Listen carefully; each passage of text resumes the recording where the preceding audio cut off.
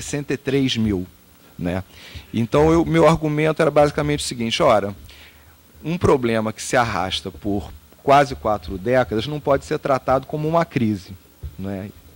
Decididamente não existe uma crise na segurança pública, nem no Rio de Janeiro, nem no Brasil. Nós temos uma questão estrutural que nós temos que tratar da perspectiva da estrutura que o Brasil produz ao longo desse período, sobretudo a partir do período após redemocratização, pós-Constituição de 88 e tal.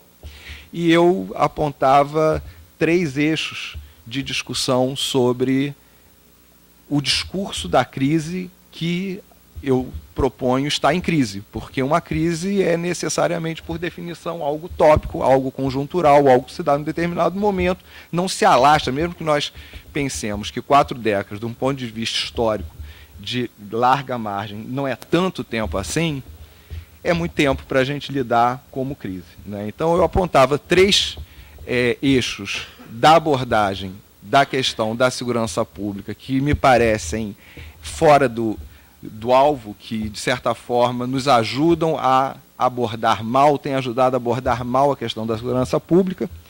E essas 3 questões, a terceira e a mais importante delas seria exatamente a negligência para a relação entre crime, violência e cidade no Brasil. Seria legal eu ter trazido essa apresentação que a gente dialogaria.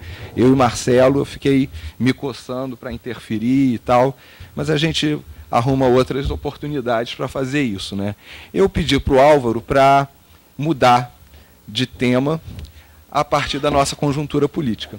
Né? Eu sou um cientista político, eu tenho um grupo de trabalho na UERJ, né, o Núcleo de Análise e Informações Políticas do Instituto de Ciências Sociais da UERJ, Departamento de Ciência Política. Nós temos feito rodadas sobre a conjuntura política eleitoral em que nós estamos inseridos, e, em função disso, eu preparei uma intervenção para um desses encontros, e quando o Álvaro fez contato comigo para que confirmasse hora, presença no encontro de hoje, eu pedi para o Álvaro, eu quero mudar o tema, eu quero falar desse momento, eu me sinto quase que impossibilitado de tratar de outra coisa que não seja a nossa conjuntura. Né? E o Álvaro, muito generosamente, muito gentilmente, me autorizou a fazer esse deslocamento. Eu antecipadamente peço desculpas para aqueles que eventualmente esperassem uma intervenção sobre a questão da segurança pública, da violência, mas eu espero contribuir de alguma forma com a reflexão e as conversas sobre isso que nós passamos atualmente no Brasil, esse momento tão dramático que nós vivemos hoje no Brasil. Essa apresentação, esse pequeno material que eu produzi, pode ser encaixado num gênero de trabalho que a gente produz na academia, que a gente chama de análise de conjuntura. Né?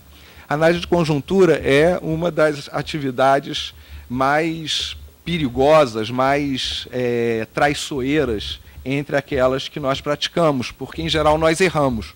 Né? Na verdade, eu confesso para vocês que nos últimos 3 anos, eu e a maior parte dos meus colegas, eu não estou sozinho, erramos todas. Todas. Eu não consegui acertar uma. Né? Tanto que nos últimos dias eu nem faço projeção. Eu só faço torcida. Eu só estou torcendo, eu não estou projetando nada. Eu rezo e faço projeções, porque nós erramos todas as antecipações. Então, em geral, nós fazemos análise de conjuntura, é uma modalidade um pouco mais sofisticada e um pouco mais metida à besta da conversa de botequim, né? Que a gente faz a partir de um instrumental específico que supostamente a gente tem para errar.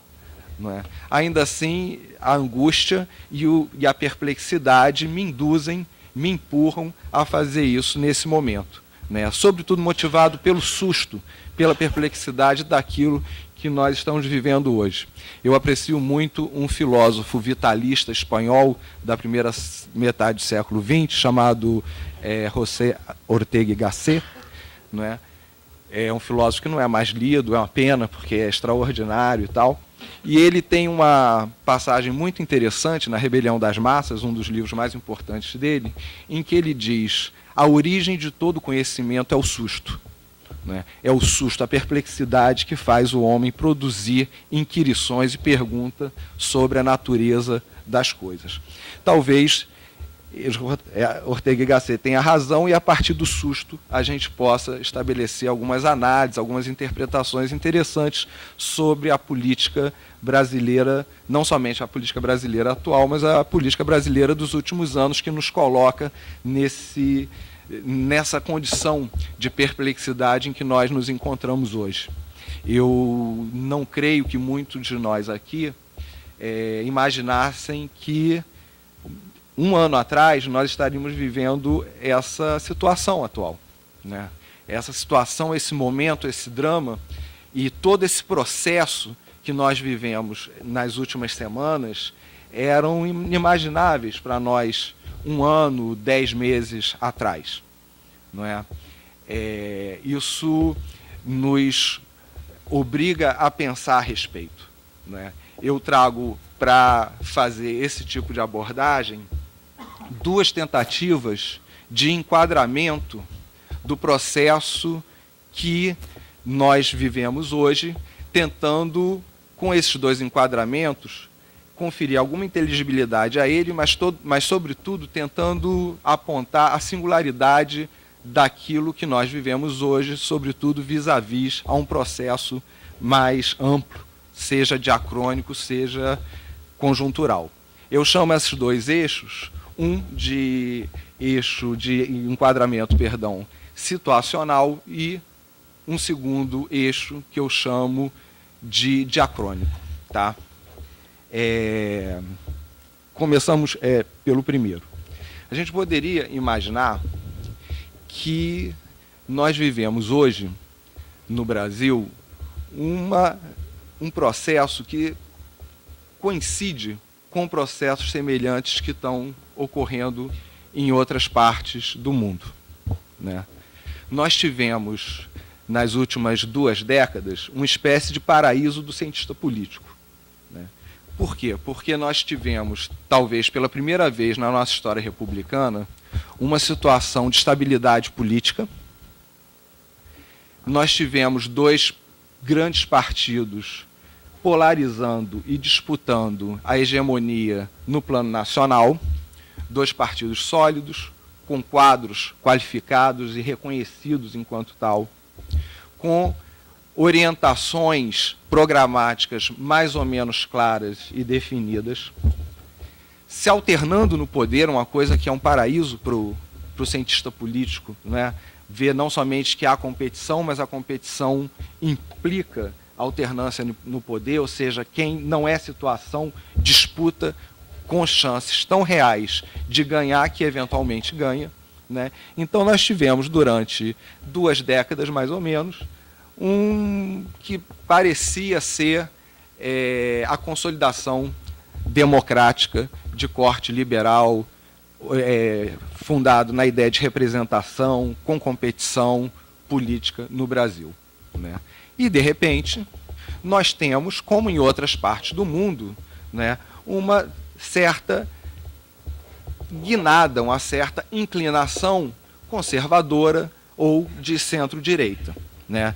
Bom, nós estaríamos simplesmente seguindo o nosso rumo, né? Estaríamos vivendo mais ou menos situações semelhantes a que a Hungria passa nesse momento. Né? Viktor Orbán é um líder de centro-direita, mais de direita do que de centro-direita, na verdade, né, que chega ao poder com um discurso fortemente anti-imigração, racista, xenófobo, e está no poder há quase 10 anos com algo em torno de 70% de popularidade, e se mantém, as instituições, aspas, funcionam, etc. Nós temos na Itália uma coalizão de centro-direita, né, com 2 partidos antissistema, que crescem na esteira de uma crise dos partidos tradicionais, uma coalizão que faz seu primeiro-ministro. Nós temos na França a consolidação da Frente Nacional como um partido competitivo, não é? Com expressão. Se a gente passa para o lado de cá, do Atlântico, se a gente chega mais perto, eu anotei alguns casos que reiteram essa tendência, reiteram a leitura, a interpretação sobre essa tendência, né? El Salvador, um partido de centro-direita, ganhou a eleição no início do ano, a Arena, né? Sebastián Piñera ganha a eleição no Chile, uma liderança de centro-direita. Macri, na Argentina, assume o poder também de centro-direita. Ivan Duque, apoiado por Álvaro Uribe, também de centro-direita,